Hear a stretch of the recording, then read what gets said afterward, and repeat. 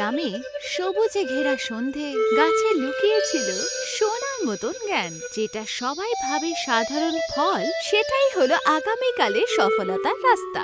চিন্তা বদলালো, পরিশ্রম চমৎকার দেখালো, কাঁঠাল শেখালো, নিজেদের গ্রাম বাঁচিয়ে নিল। কাঁঠালগঞ্জ গ্রাম খুবই সুন্দর পাহাড়ে অবস্থিত গ্রাম ছিল। চারপাশে সবুজ আর সবুজ ছিল, বয়ে যাওয়া নদী, ঠান্ডা ঠান্ডা তালাব আর ঠান্ডা হাওয়া, আর দূর দূরে ছড়িয়ে যাওয়া কাঁঠালের ক্ষেত এই গ্রামের পরিচয়। কাঁঠালগঞ্জ গ্রাম প্রকৃতির কোলে অবস্থিত এক সুন্দর গ্রাম ছিল। এই গ্রামে অর্জুন নামের এক কৃষক নিজের বউ গৌরীর সাথে থাকত। অর্জুন নিজের বউ গৌরীর সাথে খেতে কাজ করত। তখনই গ্রামের সব থেকে চতুর আর ধনীবান ব্যক্তি সেখানে এসে পৌঁছালো। অর্জুন, তোমাকে আর তোমার বউকে যখন জমিতে আমি পরিশ্রম করতে দেখি না, তখন সত্যি আমার খুব খারাপ লাগে। আমি একেবারে খুশি হই না, কিন্তু খুব দুঃখ হয় আমার, জানো তো। অর্জুন সুখদেবের দিকে তাকালো। আরে এটা নতুন ব্যাপার কি আছে সুখদেব কাকা? প্রতি কৃষককে দেখেই তো আপনার দুঃখই হয়, তাই না? আমি আজ অব্দি বুঝতে পেলাম না আপনি খুশি কেন হন না। সুখদেব হাসলো। দেখো অর্জুন, আমি একজন ব্যবসায়ী কি না, আর যে কাউকে ব্যবসায়ী হিসেবেই আমি সবাইকে দেখি। কাঁঠালগঞ্জের গ্রাম কাঁঠালের জন্যই তো বিখ্যাত, তাই না? তোমরা কত পরিশ্রম করে পৃথিবী চিরে কাঁঠাল উৎপন্ন করো, কিন্তু কত দামে বিক্রি করতে পারো তুমি? যতদূর আমি জানি তোমরা মাত্র দুবেলা রুটি তো খেতে পাও, তাই না? যে কোনো মানুষ দুবেলা রুটির জন্যই তো পরিশ্রম করে, পেটের খিদে মেটানোর জন্যই তো দুটো রুটি যথেষ্ট, তাই না? আমরা গ্রামের লোকেরা তো খুশি। সুখদেব অর্জুনকে মন দিয়ে দেখলো। দেখো অর্জুন, তুমি এই গ্রামের সবচেয়ে বুদ্ধিমান মানুষ, সেই জন্য আমি তোমাকে বোঝাতে চাইছি। আমাদের এই কাঁঠালগঞ্জে যে গ্রাম, সেটা পাহাড়ের ওপরে রয়েছে। এখানে অনেক টুরিস্ট তো আসে, কিন্তু ওদের কি চাই বলো? ওরা শুধু কাঁঠালের ছবি নিয়ে এখান থেকে চলে যায়, তাই না? ভাবো, এখানে কাঁঠালের জমি চাষ না হয়ে যদি 5 স্টার হোটেল হতো, তাহলে আমাদের গ্রামের নাম কত উন্নত হতো, ঠিক কি না? কৃষকরাও এখানে এসে তো হোটেলে গিয়ে কাজ করবে, তাহলে বেশি রোজগার করবে, বাচ্চাদের ভালো স্কুলে পড়াশোনা করাতে পারবে, আর ওদের ভবিষ্যৎটা তো ভালো হবে। সুখদেব আগে কিছু বলতেই যাচ্ছিল, অর্জুন হাত উঠিয়ে ওকে দাঁড় করালো। ব্যাস সুখদেব কাকা, ব্যাস। আপনি কি বলতে চাইছেন আমি সব বুঝতে পারছি। আপনাকে এক লাইনে আমি পরিষ্কার করে সব বলে দিচ্ছি। আপনি তো এটাই চান যে কৃষকরা নিজেদের জমি বিক্রি করে 5 স্টার হোটেলে গিয়ে ওয়েটারের কাজ করুক, তাই না? এটা কোনোদিনও হতে পারে না। এইসব ব্যাপারে একদম ভাববেন না আপনি, কারণ আমি এটা কখনোই হতে দেব না। সুখদেব রেগে গেল আর সেখান থেকে চলে গেল। সুখদেবের যেতেই গৌরী অর্জুনের দিকে তাকালো। আমার কিন্তু ওর অভিসন্ধি ঠিক মনে হচ্ছে না। অনেক দিন ধরে দেখছি যে পুরো গ্রামের চক্কর লাগাচ্ছে আর কোনো না কোনো কৃষকের সাথে কথা বলতে থাকে। সেটা তো আমিও দেখতে পাচ্ছি। এখন দেখতে হবে যে ওর পরের চালটা কি। কিছুক্ষণ পর সুখদেব নিজের হাভেলি পৌঁছালো। ও গ্রামের সব থেকে ধনীবান ব্যক্তি ছিল। ওখানে একটা কার এসে থামলো। কার থেকে একজন মোটা লোক বাইরে বেরোলো। সে আর কেউ নয়, শহরের সব থেকে বড় বিল্ডার রাজেশ আগরওয়াল ছিল। রাজেশ আগরওয়ালকে দেখে সুখদেবের ঠোঁটে হাসি এলো। আমি তোমার অপেক্ষাই তো করছিলাম মিস্টার রাজেশ। মিস্টার সুখদেব, অপেক্ষার এখন অবসান হলো তাহলে। আমি তো এটা জানতে এসেছি যে এই গ্রামের জমি কতদিনে আমার নামে হবে। কত পয়সা আমি তোমাকে আজ অব্দি দিয়েছি বলো তো? হ্যাঁ, প্রত্যেকবার তুমি বলো যে খুব শিগগিরই কাঁঠালগঞ্জের সমস্ত জমি নাকি আমার নামে হয়ে যাবে, কিন্তু এখনো পর্যন্ত একটা জমিও আমার নামে করতে পারলে না তুমি। সুখদেব সংযমে বলল, ব্যাস, আমাকে আর কয়েকটা দিনই সময় আপনি আমাকে দিন। আমি চেষ্টা তো করে যাচ্ছি, তাই না? রাজেশ আগরওয়াল সুখদেবকে ঘুরে দেখলো। আচ্ছা বেশ, 1 মাস মতো আরো সময় আমি তোমাকে দিলাম। এরপর হয় জমি আমার নামে হবে, নয় তুমি আমাকে আমার পয়সাগুলো ফেরত দিয়ে দেবে। পার্টনারশিপের স্বপ্ন ভুলে যেও না। তুমি তো জানোই যে 5 স্টার হোটেল আমি এখানে কেন বানাতে চাই। এই গ্রাম পাহাড়ের ওপরে রয়েছে, এখানে নদী রয়েছে, পুকুর রয়েছে, আর জঙ্গল আছে। আর তোমার এই গ্রামের লোকজন সামান্য কাঁঠাল নিয়ে চাষবাস করে। আজকালকার দিনে কাঁঠাল আবার কে খায়? আরে এখনকার যুগ চাইনিজ, মোমো, বার্গার এসব খায়। কাঁঠাল তো অনেক পুরনো যুগের জিনিস, তাই না? সুখদেব আত্মবিশ্বাসের সাথে বলল, আপনি এসব নিয়ে একদম চিন্তা করবেন না তো, আমি আমার উদ্দেশ্যের খুব কাছাকাছি পৌঁছে গেছি। রাজেশ আগরওয়াল ঠান্ডা হাসি দিল। এতেই তো তোমার ভালো হবে, তাই না? যদি 5 স্টার হোটেলটা এখানে হয়ে যায় তাহলে আমি তোমাকে 50% পার্টনার তো তৈরি করব। প্রতি মাসে কোটি কোটি কামাবে তুমি। তোমার কৃষক 5 স্টার হোটেলে ছোটখাটো ওয়েটারের কাজ করবে, তাই না? আর কত বেশি রোজগার করবে, যতটা কাঁঠাল বিক্রি করে কামাতে পারে তার চেয়েও কমই, তাই না? এইটুকু বলে রাজেশ আগরওয়াল সেখান থেকে চলে গেল। সুখদেব একলা দাঁড়িয়েছিল। ও নিজের মনেই বলল, অনেক হয়েছে।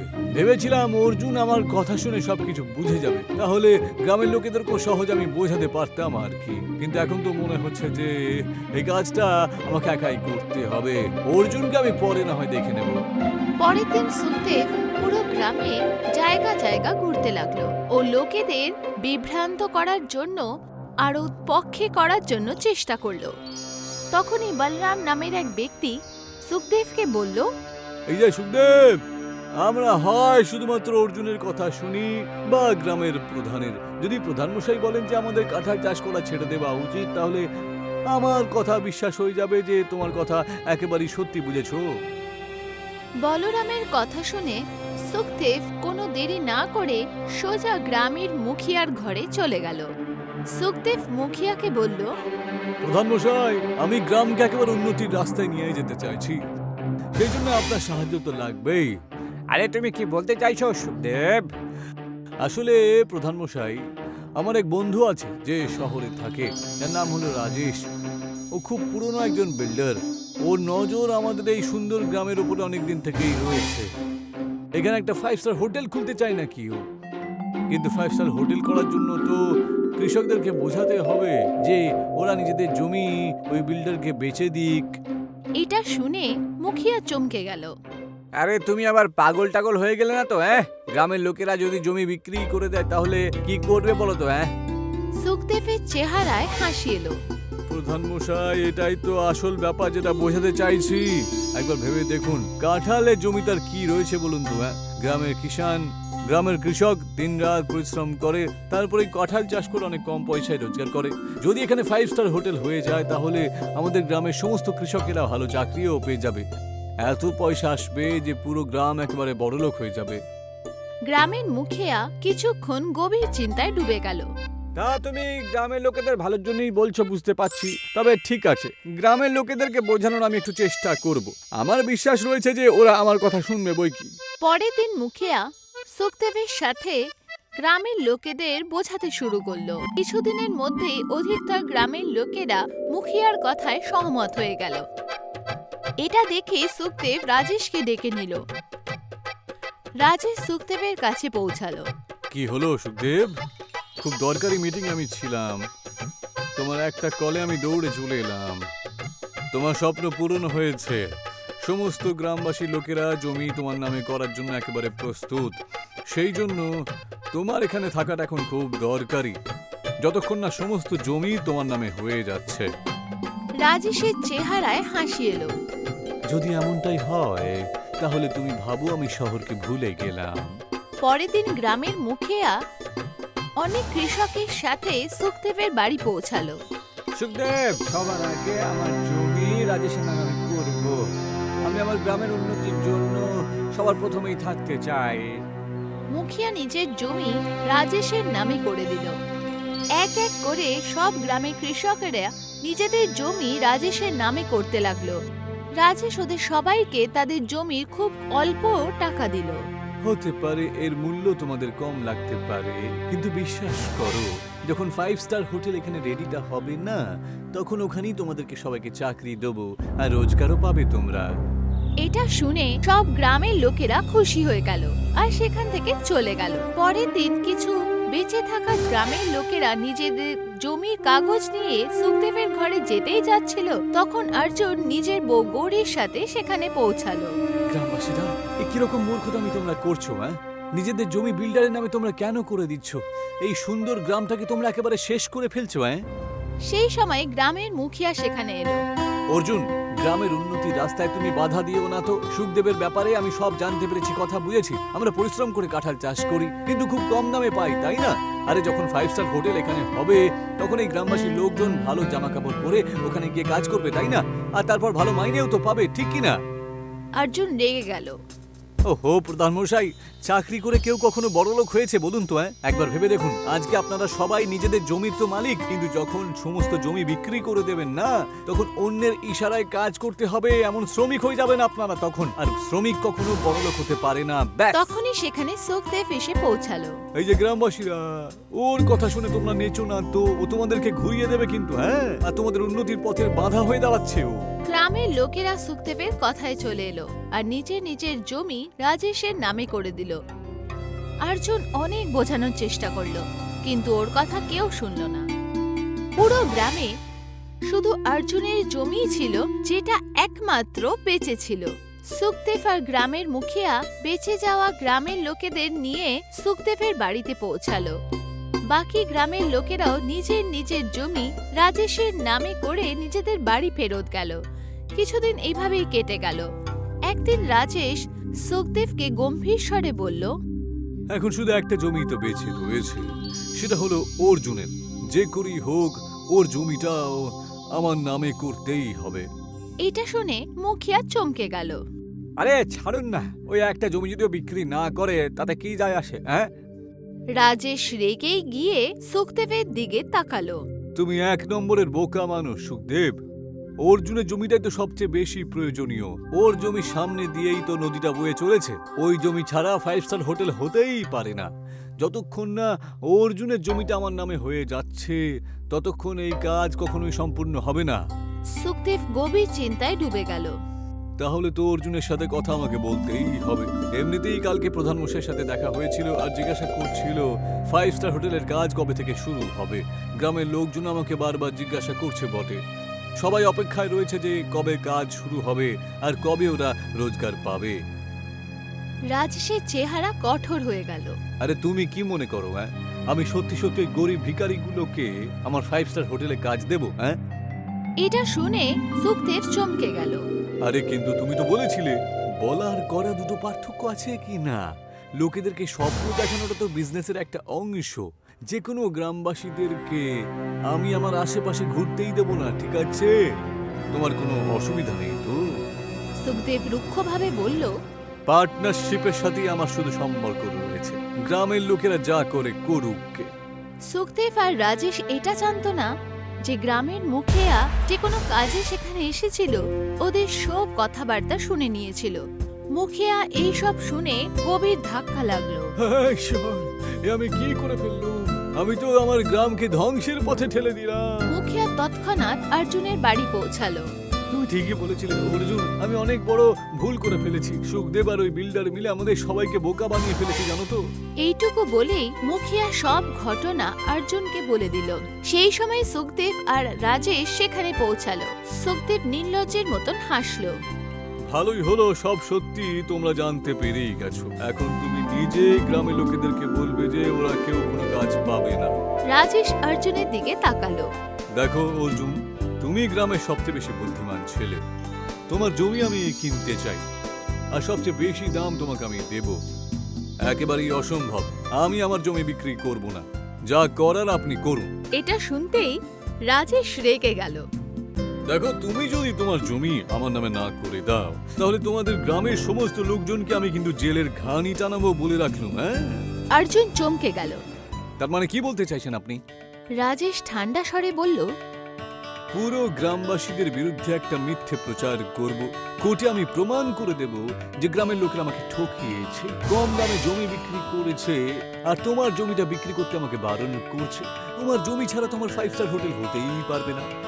হয় তুমি 5 স্টার হোটেল আমাকে বিক্রি করো, নয়তো সমস্ত গ্রামবাসীদের বিরুদ্ধে ওই মিথ্যা অপবাদের কিন্তু। অর্জুন গভীর চিন্তায় ডুবে গেল। তুমি আমাদের এই সরল গ্রামবাসী লোকেদেরকে ঠকিয়েছো, তাই না?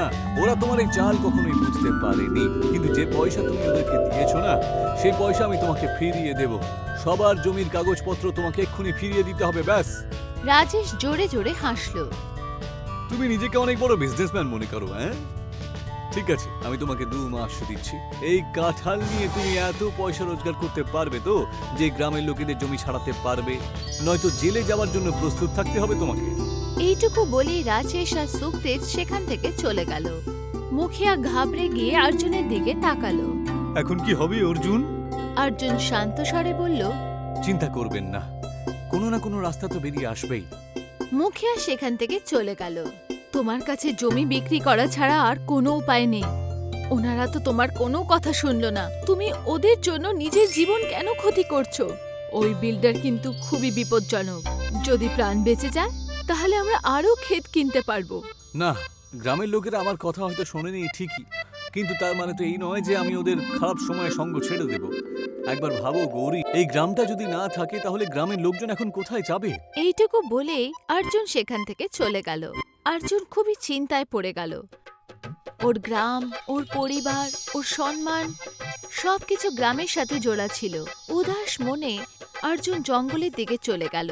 তখনই ওর নজর জঙ্গলের ভেতরে বানানো একটা বাংলোর উপর গেল। বাংলোর বাইরে এক বৃদ্ধ ব্যক্তি বসেছিল। অর্জুন চমকে গেল। এই বাংলোটাকে তো আমি এই প্রথমবার দেখেছি। এই বয়স্ক লোকটা আসলে কে? অর্জুন ওই বৃদ্ধ ব্যক্তির কাছে পৌঁছালো।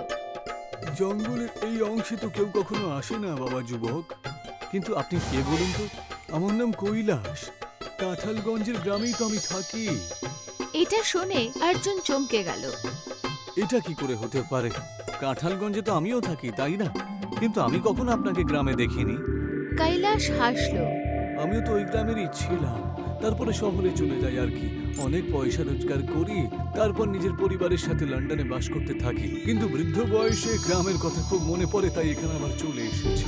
যখন গ্রামে আমি ফিরে আসি তখন আমার পুরনো বন্ধু আর সঙ্গীরা এই পৃথিবীটার কেউ নেই। তখন এই জঙ্গলে থাকায় আমি সিদ্ধান্ত নিয়ে নিই আর এই বাংলোটা বানাই। এখানে আমি বেশ শান্তি পাই তো। কিন্তু তুমি বলো তো, তোমাকে দেখে এরকম চিন্তিত লাগছে কেন বলো তো? অর্জুন উদাস মনে কৈলাসকে সব কথা বলে দিল। কৈলাস আবার হাসলো। তোমাদের গ্রামের কাঁঠাল কিন্তু খারাপ নয় অর্জুন, শুধু ভাবনাগুলো একটু পুরনো রয়েছে। তুমি আমার সাথে ভেতরে চলো। অর্জুন কৈলাসের সাথে ভেতরে চলে এলো। কৈলাস ল্যাপটপ খুললো আর অর্জুনকে আধুনিক বাজার, সোশ্যাল মিডিয়া আর ট্যুরিজমের দুনিয়া দেখালো। তোমাদের সব থেকে বড় সমস্যা হলো যে তুমি আজও কাঁঠালটাকে সেইভাবে বিক্রি করো যেটা বহু বছর আগে যেভাবে বিক্রি হতো। এখনকার যুগ তো অনেক পাল্টে গেছে, পুরনো সবজি ভালো পছন্দ করে না। ওরা চাউমিন, মোমোস, বার্গার, পিৎজা এইরকম ব্যঞ্জন পছন্দ করে। কৈলাস কিছুক্ষণ থামলো। তুমি তোমার কাঁঠালকেও যদি এইভাবেই বানাতে পারো তাহলে তুমি তোমার চোখের সামনে নিজের গ্রামে চমৎকার হতে দেখবে, বুঝেছো? তার মানে কাঁঠালকে বিরিয়ানি কেন হবে না? অর্জুন চমকে গেল। কাঁঠালের বিরিয়ানি? এটা তো আমি প্রথমবার শুনলাম। কৈলাস হাসলো। বহু বছর আগে এটা আমি প্রয়োগ করেছিলাম, কিন্তু তোমরা তো প্রস্তুত ছিলে না, তাই না? এসো, কাঁঠাল বিরিয়ানির ব্যাপারটা আমি তোমাকে শেখাচ্ছি। কৈলাস অর্জুনকে রান্নাঘরে নিয়ে গেল। ও কাঁচা কাঁঠালকে বিশেষ উপায়ে ফোটায়, তারপর মশলা লো ফ্লেমে নাড়াতে থাকে। তেজপাতা, এলাচ, লবঙ্গ, দারচিনির গন্ধ পুরো ঘরে ছড়িয়ে পড়ে। কাঁঠাল মশলাতে দিয়ে দমে সেদ্ধ করা হয়। ওপর থেকে কেশরীর চাল আর দেশি ঘি। কিছুক্ষণে পুরো রান্নাঘর সুগন্ধে ভরে ওঠে। এবার এটা খেয়ে দেখো তো। অর্জুন যেই কাঁঠাল বিরিয়ানি খেলো, ওর চোখ চমকে উঠল। এই স্বাদ তো সত্যি অসাধারণ। তারপর অর্জুন আবার উদাস হয়ে গেল। কিন্তু আমাদের গ্রামের সমস্যা এত বড় যে শুধু বিরিয়ানি দিয়ে সমস্যা মিটবে না, তাই না? কৈলাস হাসলো। এই বিরিয়ানি তোমার সমস্যার সমাধান, বুঝতে পেরেছো? সুখদেব আর বিল্ডার গ্রামের লোকেদের মাথায় এটা ঢুকিয়ে দিয়েছে যে কাঁঠাল দিয়ে এখন আর রোজগার হয় না। এখন এই কাঁঠাল বিরিয়ানি নিয়ে টুরিস্ট রুটে যদি তোমরা যাও তাহলে লোকজন এটা অবশ্যই খাবে। তখন কাঁঠালগঞ্জের পরিচিতিটাও থাকবে, শুধু নামের সাথে একটা বিরিয়ানি যোগ হয়ে যাবে। কৈলাস আগে বলল, আজকালকার যুগ সোশ্যাল মিডিয়া, ফেসবুক, ইনস্টাগ্রাম এইসব থেকেই মানুষ আজকাল নাম কামাচ্ছে। এই কাজে আমি তোমাদের অবশ্যই পাশে থাকবো। অর্জুন আর কৈলাস মিলে কাঁঠাল বিরিয়ানি বানানো শুরু করলো। কৈলাস নিজের টাকা দিয়ে টুরিস্ট রুটে একটা ছোট কিন্তু একটা সুন্দর ধাবার মতন হোটেল বানিয়ে ফেললো, যেটা দেখতে দেশি কিন্তু আকর্ষক। কিছু টুরিস্ট সেখানে পৌঁছালো। ওরা কাঁঠাল বিরিয়ানির নাম শুনে হাসলো, তারপর চেখে তার আনন্দ নিতে থাকে। কৈলাস সোশ্যাল মিডিয়ায় কাঁঠাল বিরিয়ানির খাওয়া টুরিস্টের ছবি আর ভিডিও দিতে শুরু করলো। আস্তে আস্তে কাঁঠাল বিরিয়ানি ভাইরাল হয়ে গেল। কিছুদিন পর অর্জুন নিজের বউ গৌরীকেও এই কাজে সামিল করে নিল। 1 মাস পর অর্জুন, গৌরী আর কৈলাস টাকা গুনছিল। আমার তো বিশ্বাসই হচ্ছে না, মাত্র 1 মাসের মধ্যে কাঁঠাল বিরিয়ানি দিয়ে এত রোজগার করে ফেললাম। কৈলাস হাসলো। বিল্ডার 2 মাস সময় দিয়েছিল, তাই না? আমার তো মনে হচ্ছে আর 1 মাস মাত্র লাগবে, তাহলে সমস্ত পয়সা তুমি ফেরত দিয়ে দিতে পারবে। অর্জুনের চেহারায় আশার হাসি এলো। 2 মাস পূরণ হতে লাগলো। সুখদেব ঘাবড়ে গিয়ে রাজেশের কাছে পৌঁছালো। আমাদের যোজনা একেবারে উল্টো হয়ে গেছে, জানো তো? অর্জুনের কাঁঠাল বিরিয়ানি সব জায়গায় ছড়িয়ে পড়েছে, সোশ্যাল মিডিয়াতে ওরই চর্চা চলছে। এখন গ্রামবাসীরা ওর সাথেই তো রয়েছে। রাজেশ রেগে গেল। আরে তুমি চিন্তা কেন করছো? যেখানে ও বিরিয়ানি বিক্রি করে না, সেখানেই গিয়ে আমি ওর কাজ একেবারে শেষ করে দেব। রাজেশ আর সুখদেব রেগে অর্জুনের কাঁঠাল বিরিয়ানির পয়েন্টে পৌঁছালো। এই ওরা কার থেকে বাইরে বেরোলো, পুলিশের জিপ সেখানে এসে দাঁড়ালো। জিপ থেকে কৈলাস বেরোলো। এদের দুজনকে গ্রেপ্তার করে নিন। আমি রিপোর্ট লিখিয়ে দিয়েছি। এরা মিথ্যে অপবাদ দিয়ে গ্রামের লোকেদেরকে জমিগুলো সব নিজের নামে করে নিয়েছিল। রাজেশ ঘাবড়ে গেল। রাজেশ নোটে ভর্তি ব্যাগ পুলিশের দিকে এগিয়ে দিল। গ্রামবাসীদের জমি ওদেরকে আবার ফিরিয়ে দিন আপনি। পুলিশ রাজেশ আর সুখদেবকে গ্রেপ্তার করে নিল। কিছুক্ষণের মধ্যে গ্রামের সব লোকেদের কাগজ তাদের নামে ফেরত দেয়া হলো। অর্জুন গ্রামের লোকেদের বোঝালো। আচ্ছা, আমরা বরং সবাই মিলে কাঁঠাল বিরিয়ানির একটা হোটেল খুলি। কৈলাস নিবেশ করার জন্য তৈরি হয়ে গেল। গ্রাম এখন কারুর গোলাম নয়, বরঞ্চ নিজের পরিচয়ের মালিক হয়ে গেল। জমি বিক্রি করে নয়, কিন্তু চিন্তাধারা বদলেই সফলতা আসে। যে নিজেদের মূল বুঝতে পারে, তারাই ভবিষ্যৎ বানাতে পারে।